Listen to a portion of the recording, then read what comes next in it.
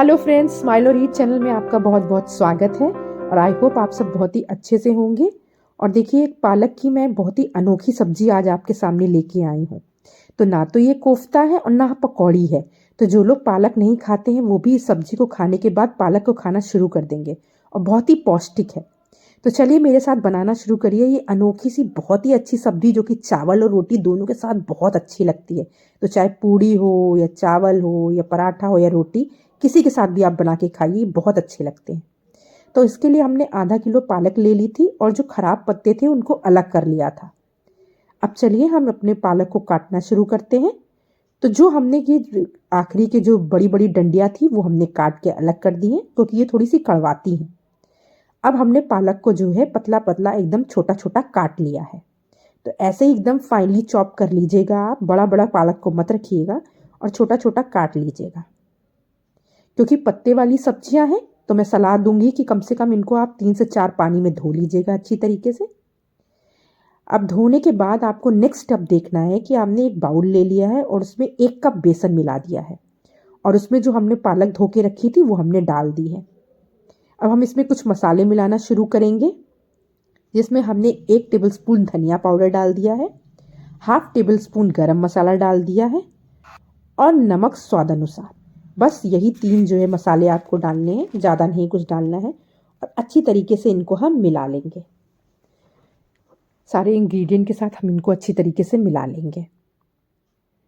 और मिलाने के बाद मैं वीडियो में डालना भूल गई हूँ, मैं वीडियो करना शूट करना भूल गई थी। थोड़े से पानी में आप इसको घोल लीजिएगा क्योंकि पालक पहले से ही पानी छोड़ता है, इसलिए हल्के से पानी में घोल लीजिएगा।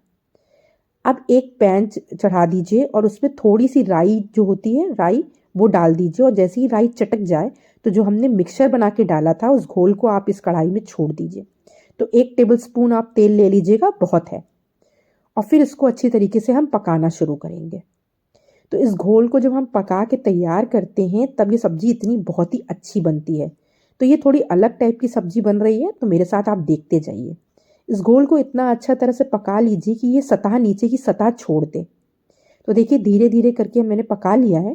तो कम से कम 5 से 7 मिनट लगता है, बहुत जल्दी, ज़्यादा नहीं टाइम लगता है क्योंकि बेसन बहुत जल्दी पक जाता है। अब गैस को आप ऑफ कर दीजिए और कढ़ाई को आप नीचे रख लीजिए। अब हमें क्या करना है कि हम एक मोल्ड ले लेते हैं। तो अगर आपके पास मोल्ड नहीं है तो अगर आपके पास कोई थाली है या ट्रे है उसको ले लीजिए और थोड़ा सा ग्रीस कर लीजिए। ऑयल से आप ग्रीस कर लीजिए जिससे इसकी सतह में ये चिपके नहीं। और जितना भी आपने ये जो मिक्सचर बनाया था उस मिक्सचर को डाल के इसमें सेट कर लीजिए। हाथों की सहायता से हाथों में थोड़ा सा तेल लगा लीजिए तो ये अच्छी तरीके से सेट हो जाएगा। और फिर आप जो है एक स्पून की सहायता से इसको सेट कर लीजिए।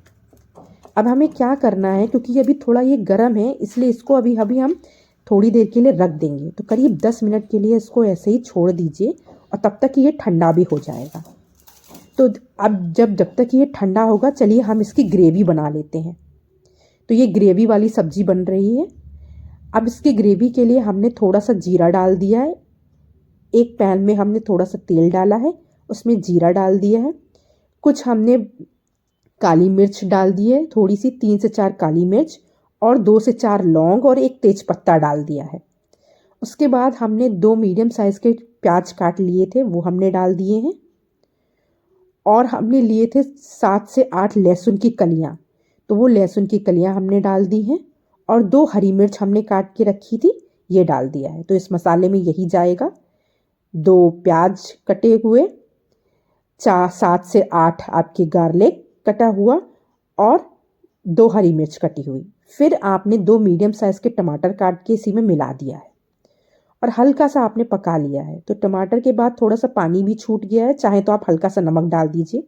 अब इसमें और मसाले डालना शुरू करिए। 1 टेबलस्पून हल्दी पाउडर, 1 टेबलस्पून धनिया पाउडर और लाल मिर्च पाउडर, इतने आप डाल लीजिए और हल्का हल्का सा इनको पका लीजिए। जैसे ही थोड़ा सा पक जाए अब हम अपने मसालों को ग्राइंड करेंगे मिक्सर में। तो जब सारा मसाला जब पक जाता है ना तो इसके बाद ग्रेवी और भी बहुत अच्छी बनती है। तो इसके बाद जब आप ग्राइंड करके निकालते हैं तो एक तो बहुत स्मूथ सी ग्रेवी निकलती है, बहुत स्मूथ सा पेस्ट निकलता है। और ये इतनी जल्दी पक जाता है क्योंकि पहले से भी मसाला पक गया था। तो ये जो है अब थोड़ा सा जो भी रह गया उसमें पानी डाल के आप डाल दीजिए और इसको हल्का हल्का करके से भून लीजिए। तो करीब 5 से 7 मिनट आपको लगेगा, बहुत ज़्यादा टाइम नहीं लगेगा और ये अच्छी तरीके से आपकी भुन जाएगी। देखिए ये हल्का हल्का तेल भी छोड़ना इसने शुरू कर दिया है। तो एटलीस्ट आपको 10 मिनट लगेगा, तो क्योंकि फिर ये ग्रेवी जब अच्छी तरीके से पक जाएगी तो ये खाने में बहुत अच्छी लगेगी। अब इसमें हमने 2 कप पानी मिला दिया है ग्रेवी बनाने के लिए। आप अपने हिसाब से पानी मिला लीजिएगा और इसकी अच्छी सी ग्रेवी आप बना लीजिए।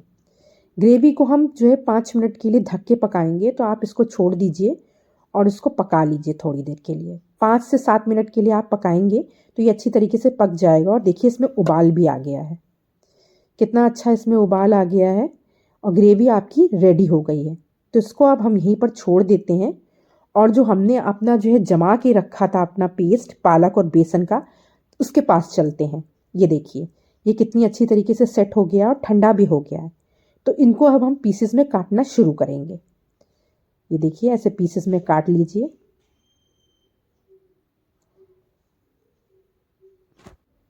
इनको पीसेस में आप काट लीजिए।